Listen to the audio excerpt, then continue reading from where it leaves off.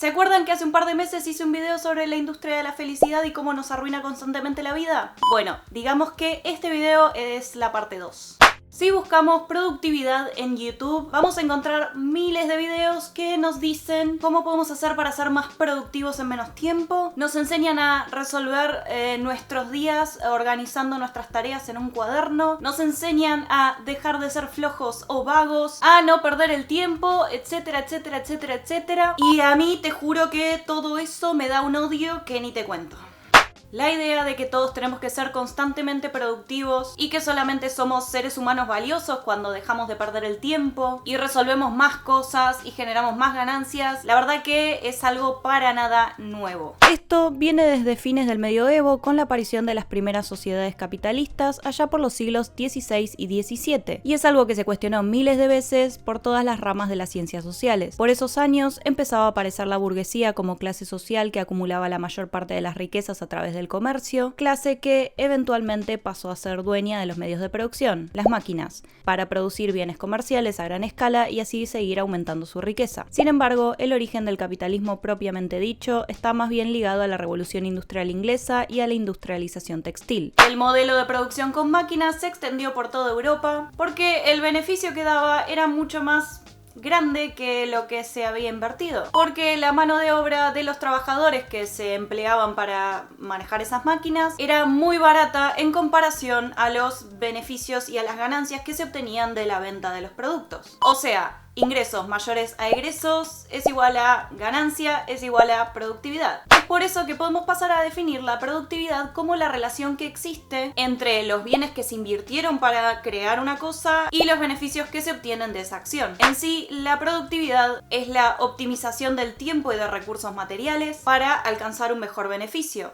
lo que en líneas generales se traduce como un mejor rédito económico. Y bueno, todas estas cosas ya las sabemos porque vivimos en este sistema desde hace mucho tiempo. Pero ¿qué tiene que ver particularmente con la industria de la felicidad y este momento de la historia en especial? Bueno, todo. Hoy en día vivimos en una carrera constante contra el tiempo, donde lo importante es producir la mayor cantidad de beneficios con la menor cantidad de recursos. Teniendo en nuestras manos dispositivos que nos permiten resolver muchos de nuestros problemas en un solo lugar, nos vemos forzados a tener que hacer todo aún más rápido y con resultados fácilmente identificables, para así poder pasar al próximo objetivo. Y así sucesivamente sin parar hasta morir.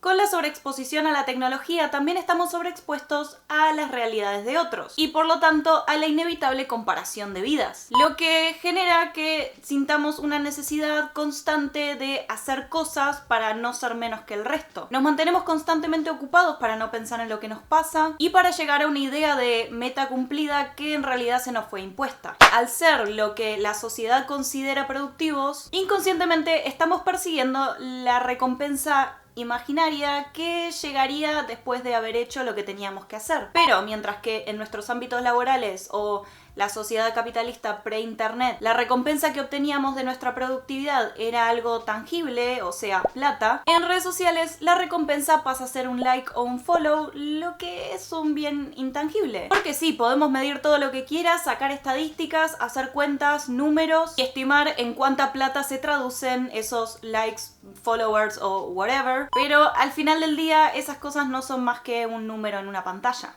La ilusión de productividad en internet nos lleva todo el tiempo a perseguir una meta invisible y efímera, donde nada de lo que hagamos o no importa cuánto nos esforcemos por llegar a ella, simplemente no nos va a llenar porque es irreal. Porque siempre va a existir ese conocido de la primaria que de repente está viviendo en un loft de Noruega y que vos no, entonces te sentís como el culo porque no tenés esa vida. Y ni hablar que durante el 2020 y la pandemia el concepto de productividad tóxica aumentó horriblemente. Porque por un lado había muchos discursos de que había que aprovechar este nuevo tiempo libre que teníamos para poder hacer lo que siempre quisimos y que nunca pudimos porque no teníamos tiempo. Y por otro, estábamos demasiado tiempo metidos en internet para cuestionarnos si efectivamente eso era algo que queríamos hacer o que simplemente lo hacíamos por inercia o para escapar de la realidad de mierda que vivíamos. La idea de que siempre tenemos que estar generando cosas nuevas o resolviendo nuevos proyectos para así ser ciudadanos valiosos pone a la productividad en función de la mirada externa, ya sea de tus jefes, amigos, familiares o seguidores de redes sociales. Es como si constantemente tuviéramos que estar probándole a alguien más que estamos haciendo algo y que ese algo es productivo y que nos va a dar un beneficio en algún momento. Mucho de esto está ligado al concepto de trabajar de lo que amás porque así no vas a sentir que estás trabajando, lo que me gustaría traducir como lamentablemente en esta sociedad y economía no nos queda otra que trabajar para sobrevivir, por lo que es preferible trabajar de algo que no odiemos tanto para así no sufrir tanto, porque en líneas generales pasamos mucho más tiempo de nuestros días trabajando que haciendo cosas por el simple hecho de disfrutarlas o pasar un buen rato.